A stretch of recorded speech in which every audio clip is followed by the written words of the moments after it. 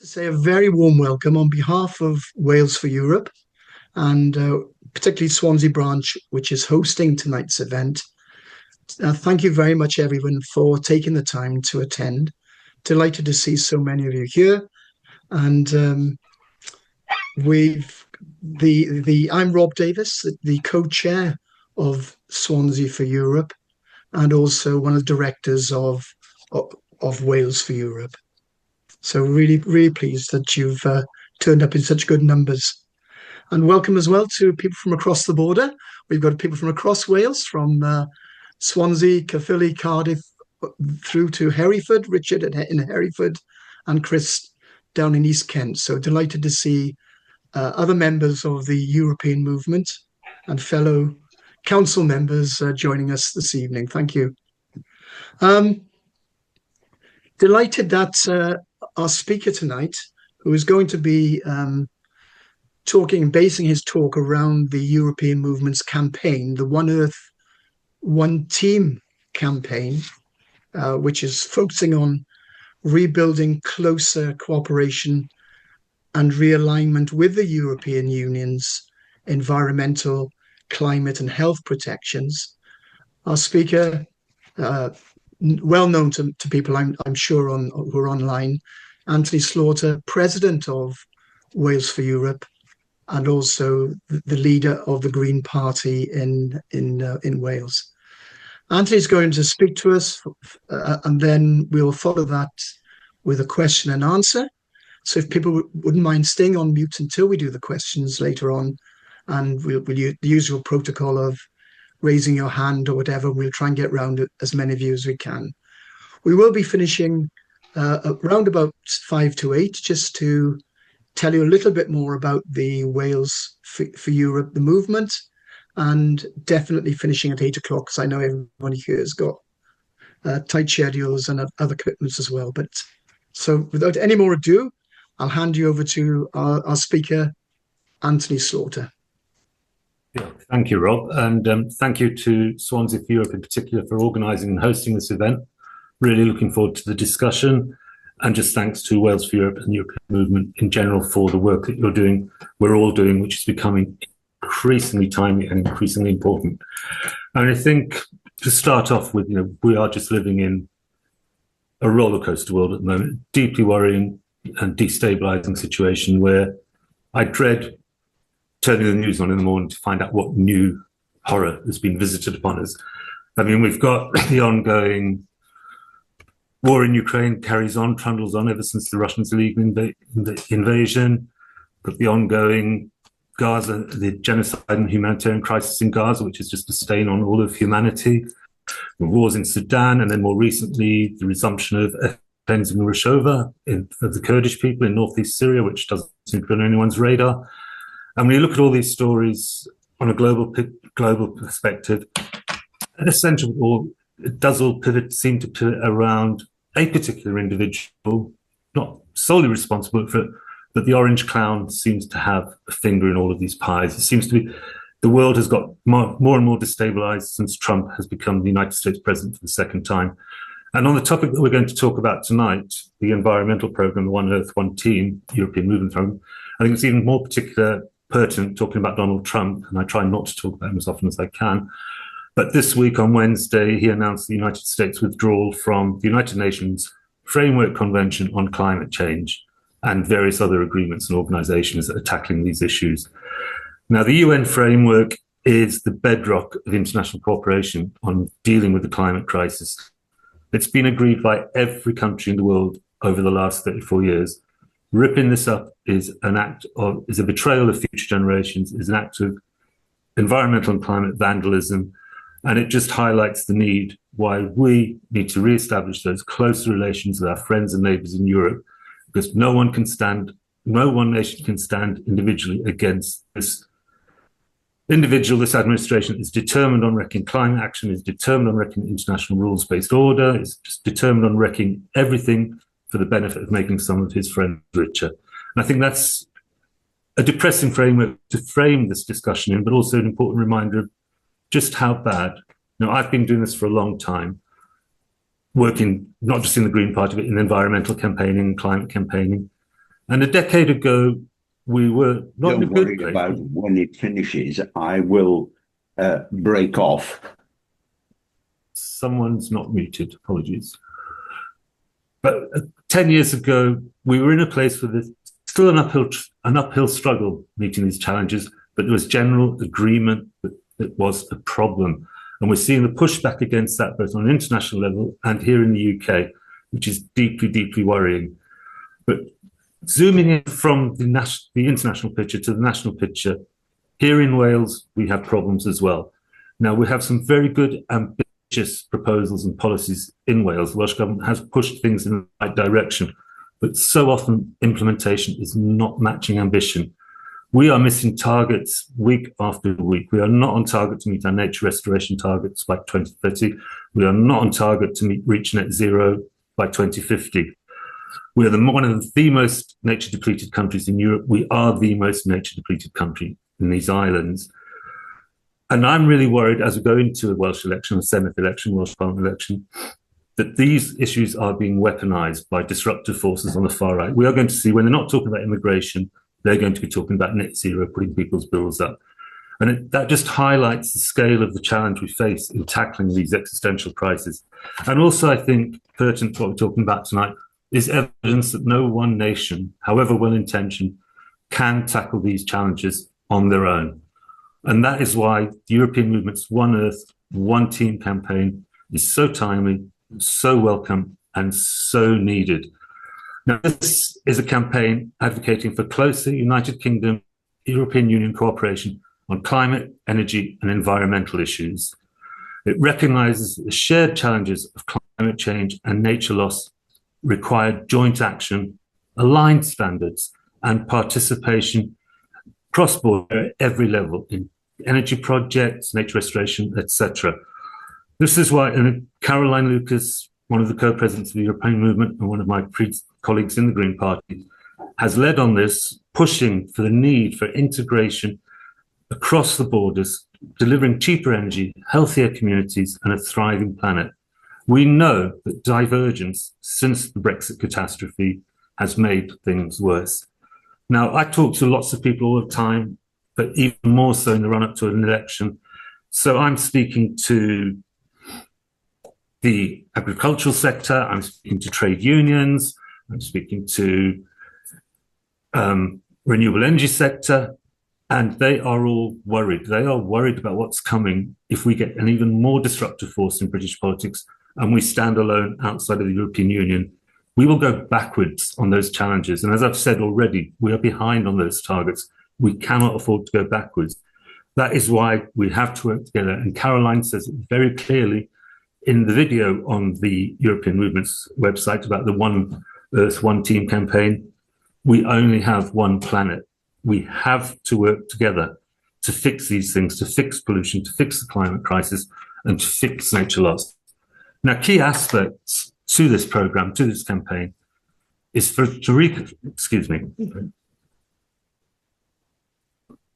us and our European neighbours to reconnect on energy systems. Again, we cannot tackle this at scale needed without working together. To agree the same rules, ignore this time. It is time to put that to bed, the idea that leaving the EU was going to free us up to do things better. It plainly hasn't. We have to have common policies, common rules on environmental protection, use of chemicals, pollution, all of these things which are such a challenge and such a threat. And we need to bring back nature. And we cannot do that in isolation. As I've referred to, the Welsh Government, our government in Wales has very good policies, very good ambitions and targets for nature restoration. But in a fragmented, disjointed world, we will never achieve them. So key to the European Movement's campaign, the One Earth, One Team campaign, is collaboration. And that's something that's always been at the heart of my politics, outside of party politics. The UK and European Union must work together, not in isolation. And that will deliver us energy security. We need to join together with our European colleagues and neighbours to work on projects like North Seas Energy, where we can deliver the vast amount of renewable clean energy that our communities need. And things like the Celtic Seas project, working with the Irish to deliver that. These things will not happen if we do not work closer. And then shared data and science, because all of this has to be driven by science and the data, because we have these disruptive forces out there that want to rubbish the science, the climate deniers, the people who tell everyone that this is just some woke conspiracy to put your bills up. It is vital that we share our knowledge and work together on that. And the benefits of this across Europe and across the UK will be lower energy bills for people, cleaner environments, and better economic benefits. So as we approach an election, I think it is really important that we focus on this. Now, our relationship with the EU is going to be a key part of this election, even though it's not a devolved issue. But other parties are going to try and talk about other undevolved issues like migration and immigration. So I think really celebrate and respect the work that Wales for Europe are doing within the European movement to put this on the agenda for this election. And as we go forward, a lot of politicians like myself are going to knock on your door and going to want to talk to you. I'm going to be asking you for your vote. What we need to be doing, what all of you need to be doing, whoever you're going to vote for, wherever your political feelings lie, ask those people looking for your vote to endorse this, to support the European movement's One Earth, One Team campaign, to show their genuine commitment to preserving nature and mitigating the worst effects of climate change for future generations.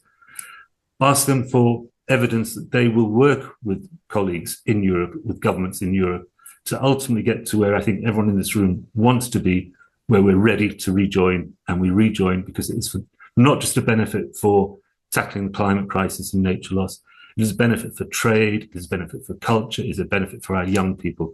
So I'd urge you, use every pressure point you've got to push politicians. They want your vote, they need to listen to you.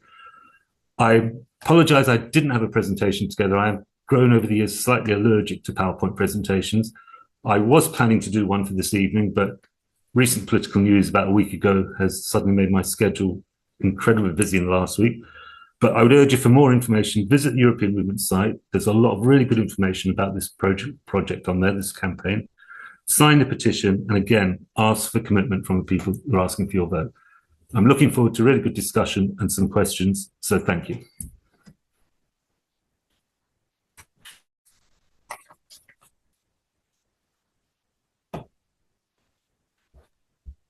Thank you, Anthony, and I'll put the One Earth, One Team PDF into the chat in a few minutes, so people can have that if you haven't already got access to that. I'd like to sort of throw open the discussion now to the wider group. If you'd like to, I was about to ask the question, and already hands have gone up already. So we can maybe go to Peter and Patricia Jones. Nice to see you both again. Would you like to unmute and ask the questions? I don't know if Peter or Patricia is going to ask the question.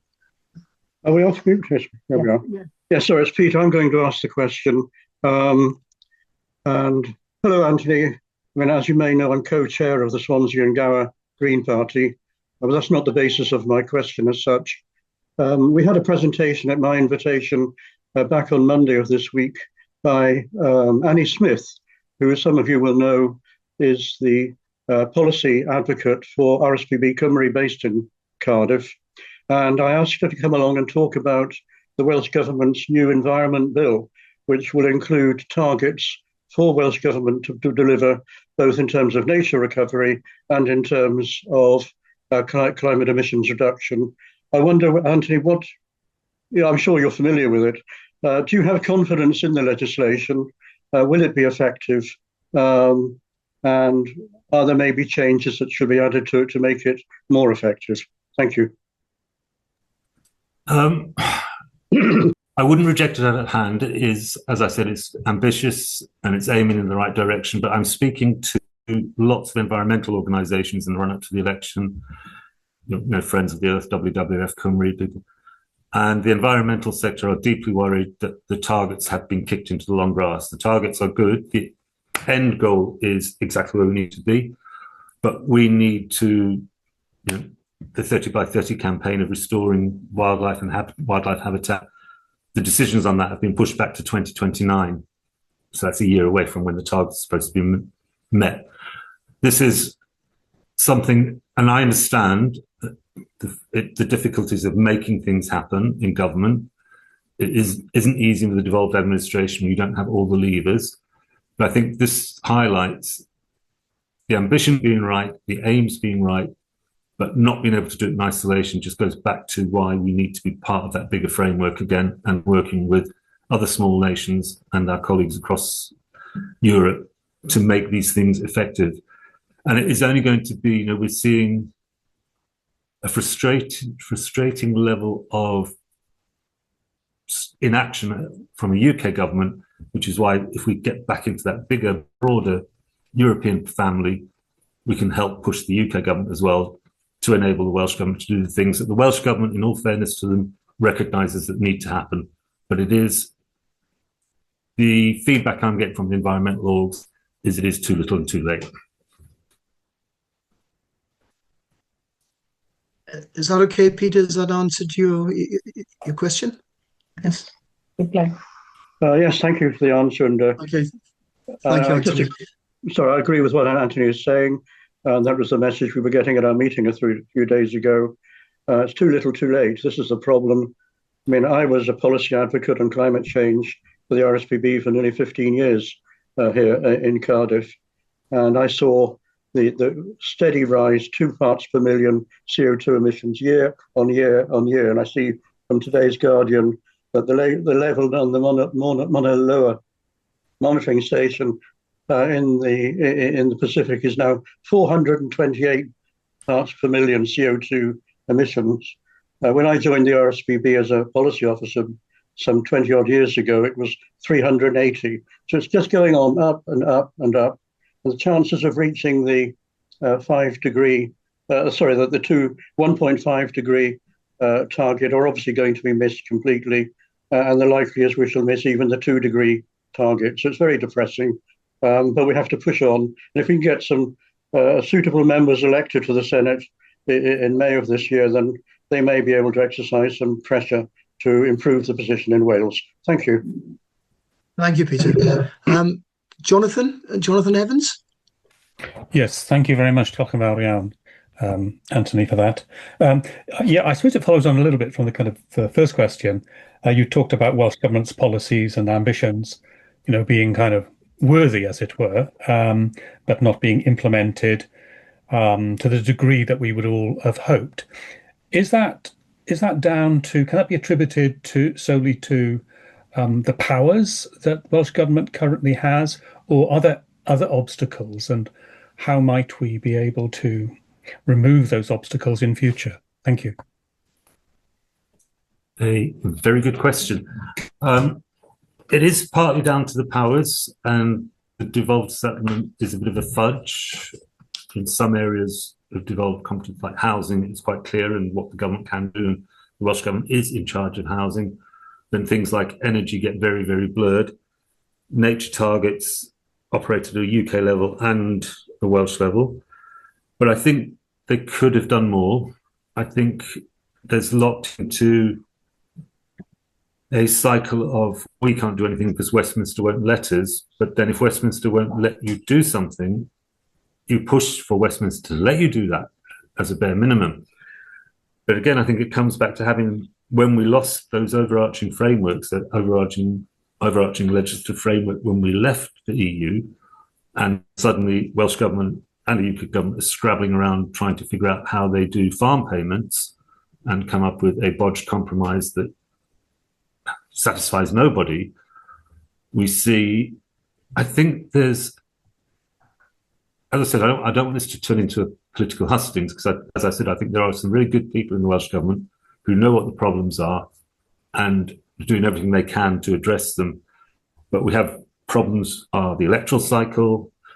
Someone makes a decision on something that they will not see the result of in 10, 15 years because they'll have moved on from being an elected representative. It's the silos between the different departments and then the pushback from the UK government.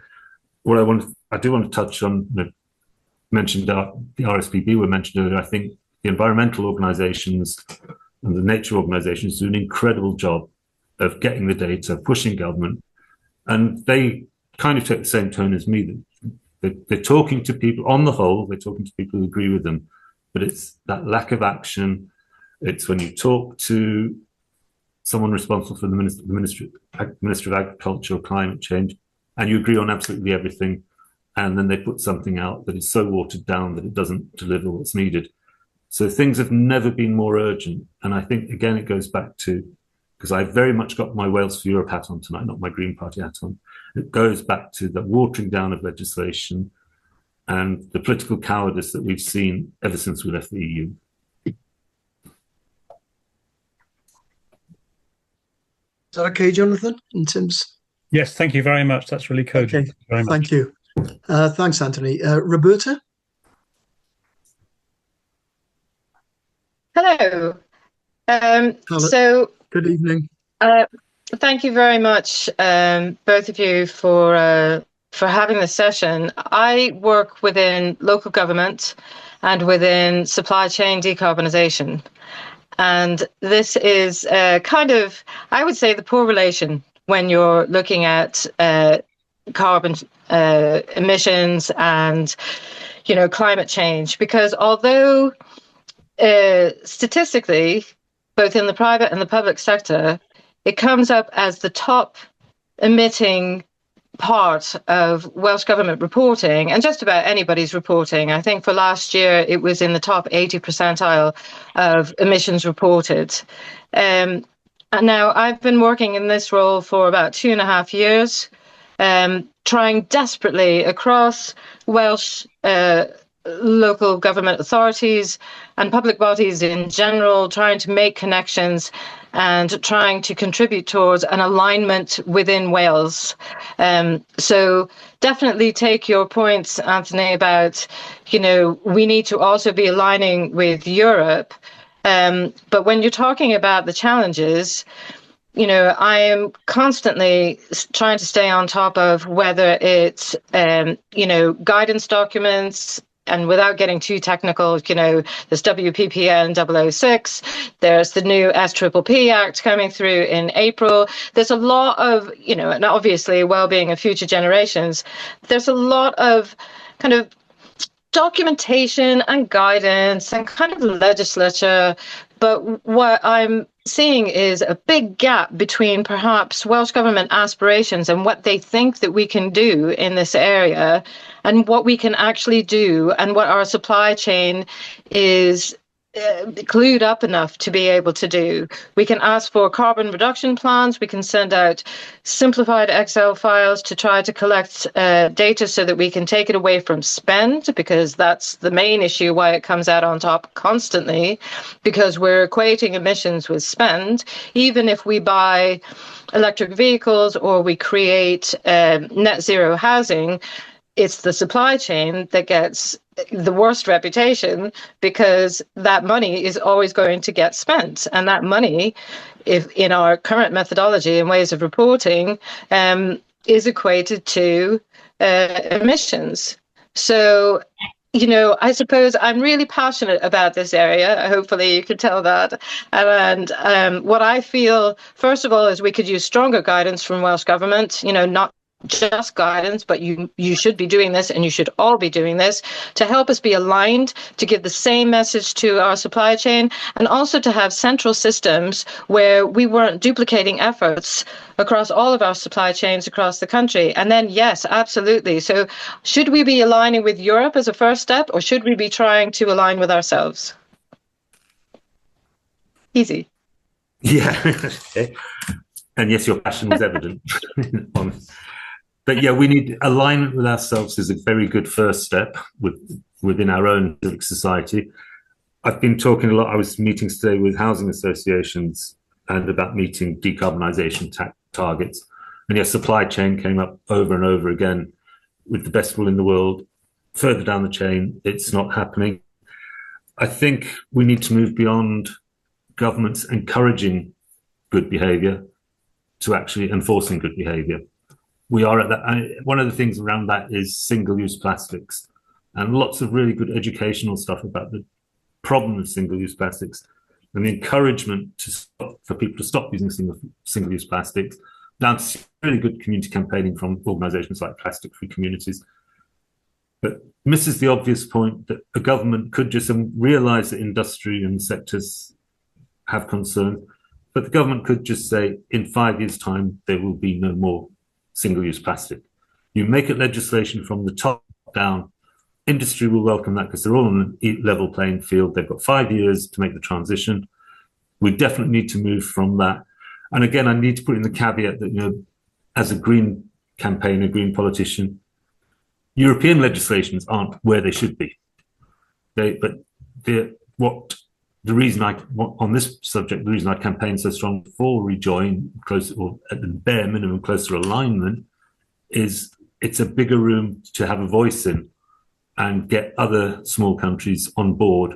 So it becomes, we can't, and we had some people in the environmental movement, and some of you will know we had people on various parts of the left of politics in the run-up to the referendum, arguing the case that the EU wasn't perfect, either from an environmental perspective or from a progressive perspective. But if we're not in it, we can't change. And it just keeps going back to this frustration that, guidance, and there's some incredibly good work being done in Wales. And the Wellbeing of Generations Act, the Welsh Government was rightly proud of and trumpeted it, but they've spent a decade trumpeting around the world without taking it to that next step where, and I meet campaigners over and over again, it's such a misunderstood piece of legislation. So I'll come into contact with campaigners campaign in their local community against an inappropriate development. And they have the misunderstanding that the Wellbeing Future Generations Act will stop this. And it's very devastating when it's explained to them that's not what the legislation is for. So I think there's so much work to be done. It's about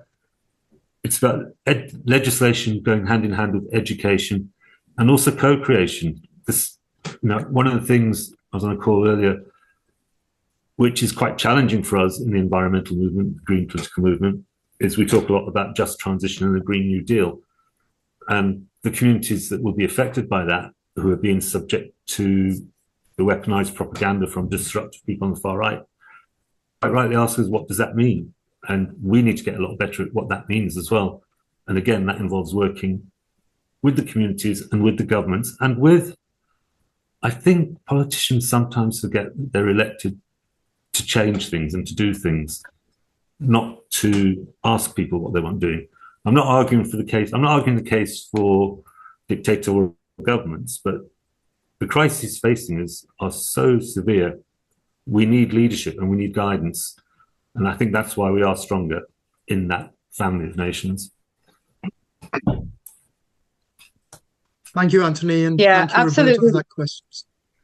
Sorry. Thank you. Well, just one more point. I was just going to say, I attended a session, I think it was last year or the year before, where it was Lithuania, I think, who it was their director of public procurement. And he said that it was their finance minister who made it mandatory that all public procurements were to be net zero.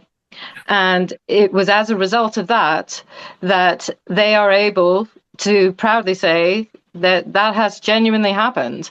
There's that situation, and there's the Netherlands, where, again, instead of working with monetary budgets for public procurement, they are working with carbon budgets. So, sometimes it feels like there has to be that change at the top.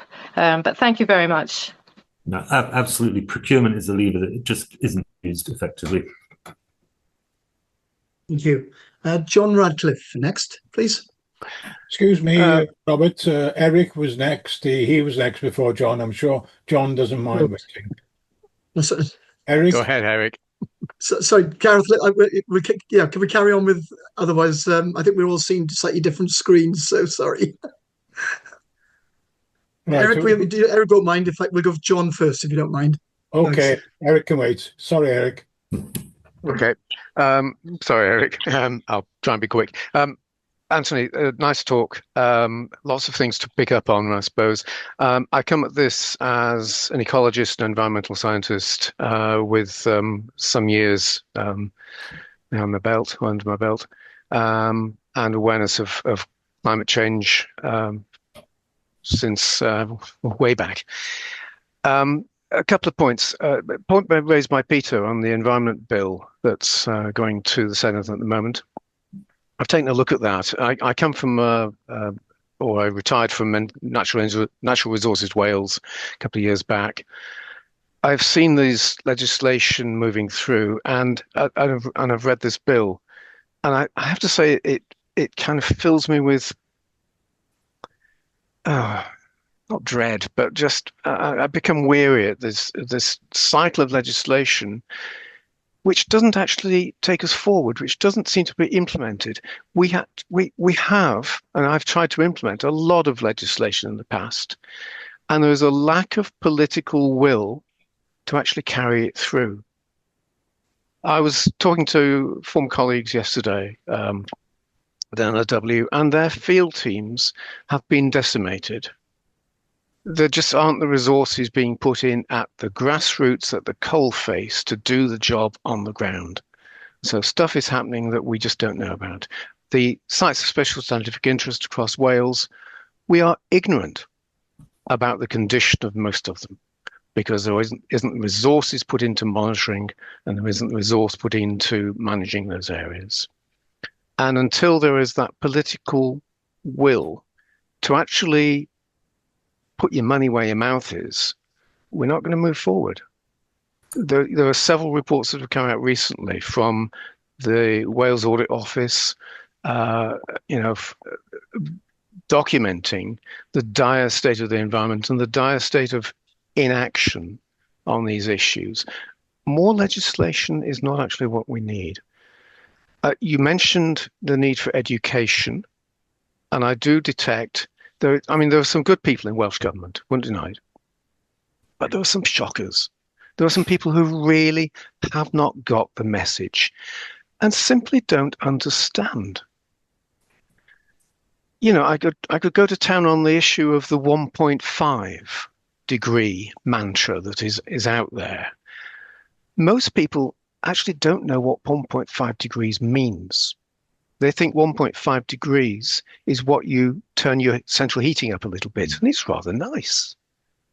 Whereas 1.5 degrees on top of 13.4 degrees, which was the global average surface temperature of the planet, is a 10% increase in temperature, and we're going way over that. We're going to exceed 2 degrees. We're going to be up at 3 to 4 degrees because there is no decline in the rate of, in fact, there's an increase in the rate of CO2 emissions. It's bananas.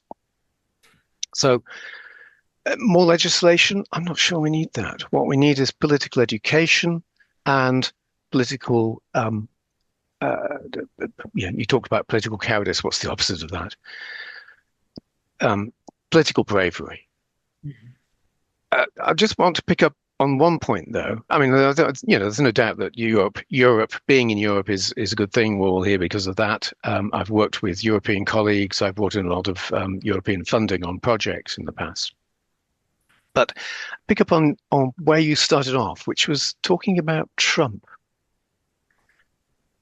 To what degree do you think actually Trump has done us all a favour in Wales, faced with elections in May, and the prospect of reform making gains? Trump is a perfect case study to raise and say, vote reform, you're going to get Trump. A lot to unpick there, thank you.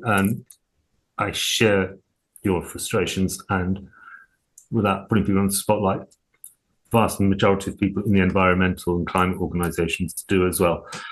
They have to tread very carefully because they cling to the hope that they can get the government at whatever level, whether it's Wales or the United Westminster government. They have to work under this constriction that they've got to try and get that government to do something. There is a lot of political cowardice out there. There is a lot of people letting disruptive people set the agenda. I really wish you were right that Trump was going to be the wake-up call. I think what we're hearing out there speaking to voters is there's a large number of people out there when we speak to them are enjoying the disruption. I knocked on a door with my other hat on And the young guy answered the door and said, "Oh, don't worry, Anthony, my wife votes Green, she'll vote for you." And I said, "Oh, forgive me for asking, what about you?" And he said, "I vote Reform." And he could see what I was about to say next. He said, "Oh, don't worry, Anthony, I know they're lying. I know it's all bullshit, but it's really upsetting you lot, isn't it? It's really winding you up. It's people are in that space of cynicism." And that's what you could go back and argue that's what the EU referendum was as well. It was a kicking for the political class. And that's because the political class aren't delivering. There isn't that political bravery you talk about. And I think what I think Trump has done, I think there is some positiveness, a positive angle to what you're saying, and picking this up in pro-EU movement, Wales for Europe, but also wider and across political parties, is he is reminding people of the need for unity and working together, whether that's defence, how Europe looks at defence now that we have a completely unreliable person in charge of the leading NATO country, or whether it's going back to the one team campaign, how we tackle. I speak to environmental organisations quite a lot, and we have lots of internal discussions about comms within the political party. And there's a general consensus, the shocking news of Trump pulling out of international climate agreements, and some people want to go quite hard on that to show up Trump for what he is, whereas other people in these organizations and climate scientists are going, don't talk about him, he's taking the message back, just keep talking about what we've got to do. And you're absolutely right on the education. I mean, we stopped talking about 1.5 a long time ago. Yeah. Doesn't mean it's not urgent or important, but as you rightly highlighted, it doesn't mean anything to the general public. 1.5 global warming, it's going to feel like the south of Spain here. That's how it resonates. So it's getting the message across in a way that convinces people of the severity of what we face, but doesn't lead them to just shrug their shoulders and say, well, there's nothing we can do. And that is something that is urgently needed. We need brave and bold politicians, and we need that education, as you say. It's completely understand your frustrations, but doing the job I do, I have to get up every day and think we can mitigate this, if not change it. We can make it better. We can fix things. We can get people on board. And one of the key things to me about this is what the things that European people talk about in their campaign, lowering bills, safe, secure, warm homes for everyone. That's what I always try and take it back to. We were doing some training for people to go out canvassing a couple of years ago. And one young guy came up to me after and said, I live in the valleys. I really care about this, Anthony, but I'm not going to knock on people's doors and talk about climate change. And I said, no, you're going to knock on people's doors and you're going to talk about cheaper energy bills because their homes have been insulated. You're going to talk about cheaper, if not free, public transport that works for their community. You're going to talk about sustainable, healthy food for your children. You're going to talk about air pollution, not killing your children. And it was like a light bulb had gone off in his head. And he went off one of our best campaigners ever. So I think it's that level of education. And that's why I'm really pleased that the European Movements campaign is focusing on that, not just the top level stuff that we need this cooperation at the government level to ensure all these really big, important infrastructure projects go ahead. But we also need to get that message across to people, especially in the light of the the recent disruptive forces in our politics, that these things will help make your lives better too. So we keep on trying. Thank you for your question, John. Eric, apologies for keeping you waiting. It's good to see so many people wanting to contribute, which is very healthy. Eric, and then Liz Mills, and then Richard Jones, if that's okay. Eric, over to you. Yeah, thank you, Rob. Hi, Anthony. Seeing as John stole my question about Trump, I've got a very short question. Anthony, how would you explain one Earth, one team to a Brexit voter who just wants clean beaches and affordable energy? I think the quick one on that is to ask that Brexit voter, whatever they feel now, are they happy with the state of their rivers and their beaches? Mm. That's the one issue that's been really interesting in the last few years. That's one issue that resonates across the political spectrum. Mm. Maybe not Reform voters, Conservative voters are not happy with the state of their rivers. I think it's bringing it back to that. And I think one of the things we all have to avoid the "we told you so" moment, because that will take the argument backwards. But people farmers are quite openly, agricultural unions are quite open now about the damage that Brexit has done to their sector. And people see it in their communities, the disgusting state of rivers, the disgusting state of the coastline, and that nothing's being done about it. They know that this is because we stepped out of that organisation with those agreed legislations, agreed aligned standards. It becomes harder and harder, but it's just such a difficult conversation to have, to sort of tap into that. Yes, you understand things aren't working, but without going to, it's your fault, you asked for this, but how do we get back to a situation where this sort of thing can't happen? And that does resonate with people in their communities, I think.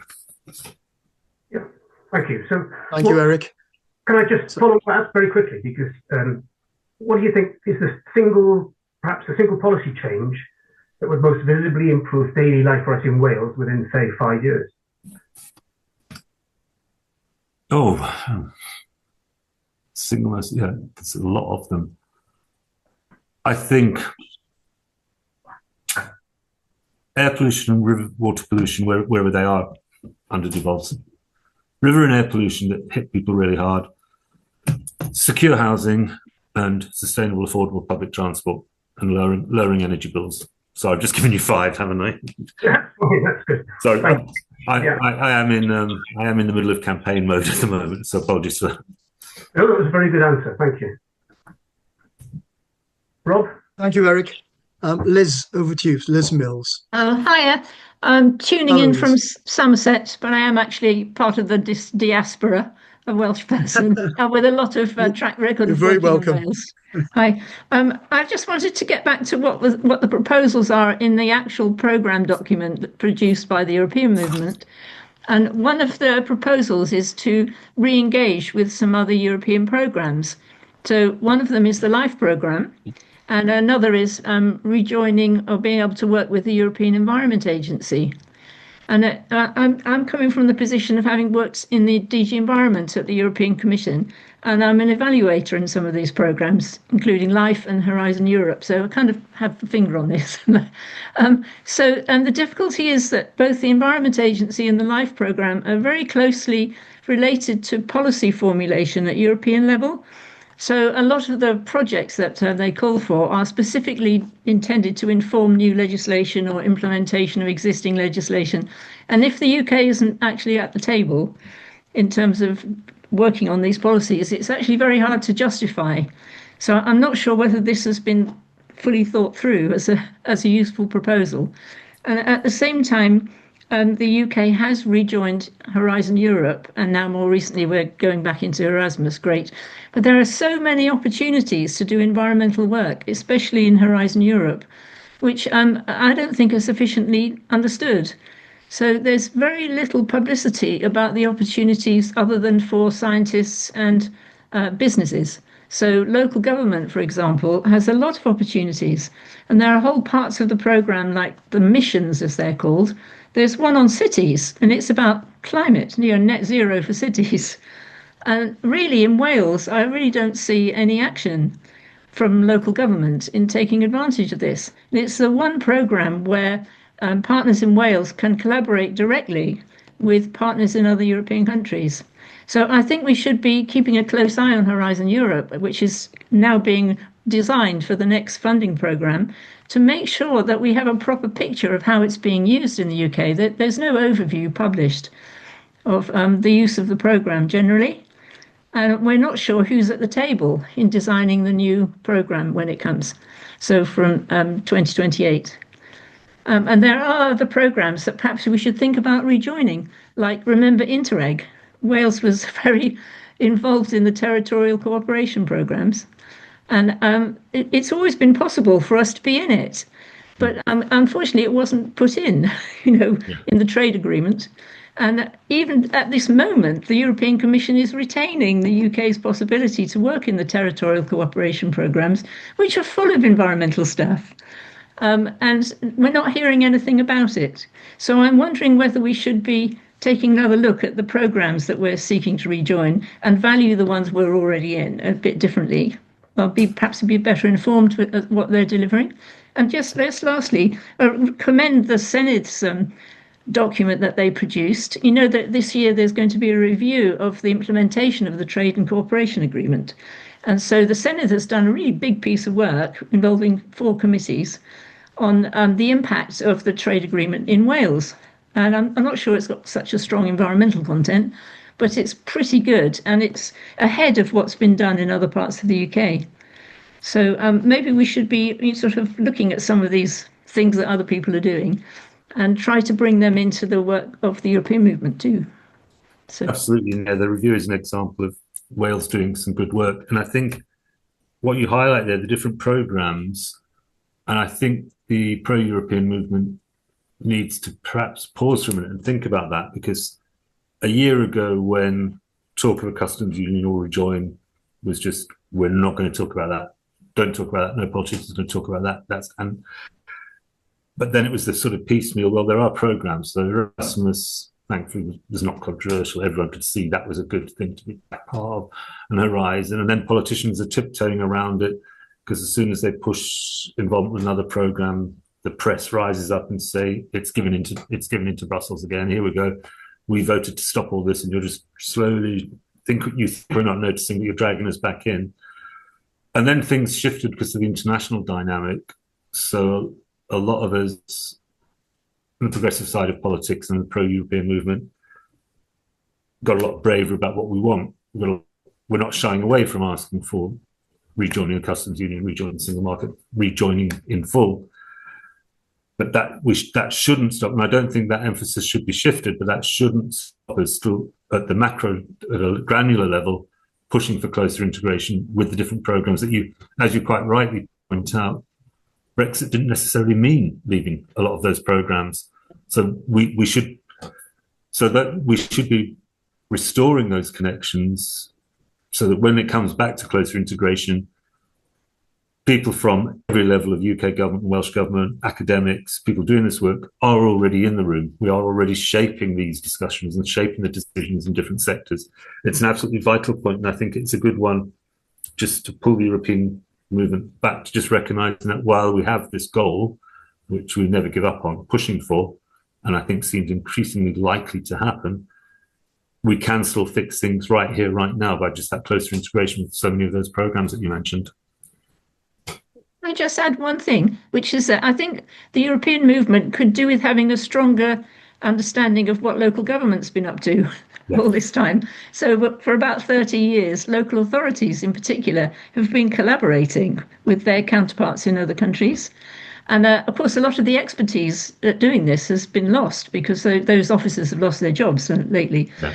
But I would like to know what the position is of local government in the UK-EU reset that's supposed to be going on. The LGA, for example, the Local Government Association in England, hasn't really. I mean, they will respond to any reset documents, but they don't seem to be actively pursuing this. And I don't know what the WLGA are doing in Wales on this one. And like Chris Hammond says somewhere on the call, I think he and I both participate in something called European Local Links, which is a working group of the European movement. And basically, it's mostly about twinning, which you can do you don't have to be in the EU to do twinning, town twinning. But it's also done quite a lot of collaboration with local authorities, and we've heard quite a lot, including from the LGA and cities like Cardiff, Bristol, so on. And they're doing quite a lot. But there is no action at Westminster level, for example, really. And I don't see the European movement actually paying enough attention to what local government could do or what they could contribute to this debate. Yes, I think you've made a very, very significant points there. And maybe, if you don't mind, I think we'd like to maybe contact you outside of this meeting, and Chris as well. And I know we're on the council together as well, but it'd be useful to have a discussion, take more time over that, because you've made some very significant points, both about the program, but also evaluating what's actually happening now. And I don't think anybody's got a handle on that. So thank you for that contribution. Okay. Going over to Richard Jones now from Hereford, and probably make this the last question, if that's okay with everybody. Sorry if people have been waiting to ask questions, but I think it's very healthy that we've had a lot of people wanted to contribute. And I think the message is let's all stay in touch with each other after this meeting. I'll talk about that in a few minutes anyway. But Richard, over to you. Well, thank you. Thank you very much, Anthony, for what you said today. Wales and Herefordshire have a common environmental programme in hand on the River Wye. And one of my colleagues in Herefordshire, who's also on the European Movement National Council, has recently become a trustee of Friends of the River Wye. So she's working hard with them to bring together European movement interest in that topic on the environment. But Anthony, I wanted to pick up on something you said earlier about environment not being particularly a devolved subject, and yet you thought it was important to focus on it in the elections. And I think that's a very strong point, because there's a lot of sort of emotive power in the environment, which is particularly strong with young people who are very much more interested in environmental issues than older people are, but also appeals across the board. And without being party political, I mean, I think that whether you're talking to Green to Green voters, whether you're a Green candidate or a Labour candidate or a Plaid candidate talking to your supporters or non-supporters, you can get this same message over about the importance of the environment in the areas that you talked about today. Will Swansea for Europe, or will Wales for Europe indeed, produce some kind of non-party political guidance for people who are canvassing to encourage them to talk about those issues as a way of getting people to vote on the right side of the anti-reform debate? Yeah, thanks. Really good on the River Wye. I am on the Friends of the River Wye mailing list, so I'm kept up to date with what's going on there. Great. And it's another highlight of going back to local, of where the action at a local level is so important, where communities get together and know what needs doing, and the role of legislation, whether it's at the Wales level, or UK level, or hopefully one day at the European level, is to enable those communities to help to do the right thing for the environment. I think it is key. I do worry, because elections are about messaging and people are hurting. Cost of living is going to be the issue in this election that all parties will talk about a lot. But we're especially sensitive that people, our supporters, our core voters, our members, don't want us to lose sight of these issues as well, the nature crisis and climate crisis. I think I'll pass over to Rob to tell what the Wales for Europe's plans are, but there will be a manifesto, and I understand there is going to be a survey of all the candidates as well. So that's something I think that Wales for Europe. But I'd just like to say before I hand over back to Rob, thank you. Those questions were challenging and stimulating, and have taken a lot of notes, and you've given me a lot to think about. Next time I'm going to come with a longer presentation and a PowerPoint, so I don't have to answer that many questions. But no, seriously, I don't mean that. That was a very good and useful discussion, so thank you, everyone.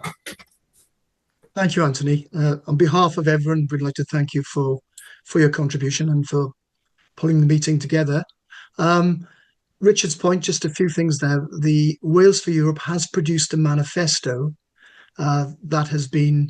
We are part of a cross-party group in the Senedd, which actually met yesterday, I understand, and a manifesto has been produced for circulation to all the candidates at all the seats for the Senedd election in May, and no issues with sharing that with you once it's finalised. It's literally being sort of in the final translation stages, etc. now, being packaged, and once it is, if you'd like a copy, you're very welcome to see that. And there are environmental issues raised in that as well. But I think what we're seeing, and I think when many of us got involved in the European movement, probably maybe just 10 years ago, maybe for some of us, maybe a little bit longer. I'm sure many of us have been involved in Europe in our working lives over the last 20, 30 years with programs. Interreg brought back many memories there, Liz.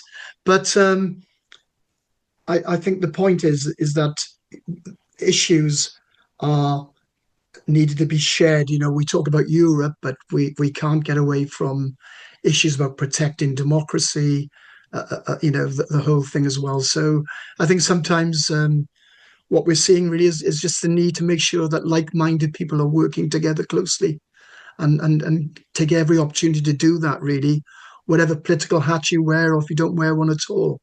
I think people around this table probably share so many values in common, really.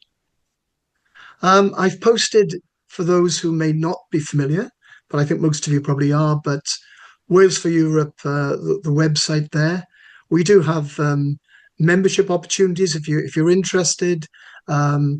Always looking for supporters. I think Wales for Europe has now, since we've formed a partnership with the wider EM UK, has something like 11,000 supporters in Wales now, and of various types, and we probably have near 1,000 members who are either Wales for Europe members or EM UK members. We don't differentiate. I think the more we work together, the better. But can I just take this opportunity, as I said, to thank you in particular for taking the time this evening. Please stay in touch. If you don't mind, we've got your obviously your email addresses for those who may be outside of the membership, and if we can keep in touch that way. We have got a series of events coming up over the next few months. On the 28th of February at the chapter theatre in Cardiff. 24th. 24th of February at the chapter theatre in Cardiff. There's going to be an event where with which the Flags in the Wind event, and there's going to be some Hope Not Hate and a few other organisations are going to be there as well, making some presentations and in a general conversation. Swansea for Europe's having a wine tasting event in the spring, where we're going to get a local wine importer talking about the difficulties experienced since Brexit. So keep posted for that. And Will Hayward is going to be in conversation in Swansea in June, together with, hosted by the journalist called Jude Rogers. And Will, as you may know, was awarded with the Welsh Political Journalist of the Year last Friday. So Will is a very much a young journalist who's got his finger on the pulse as far as Wales is concerned. But it's literally just gone 8 o'clock. And again, thank you all for taking part. Please keep in touch, and have a good rest of the evening.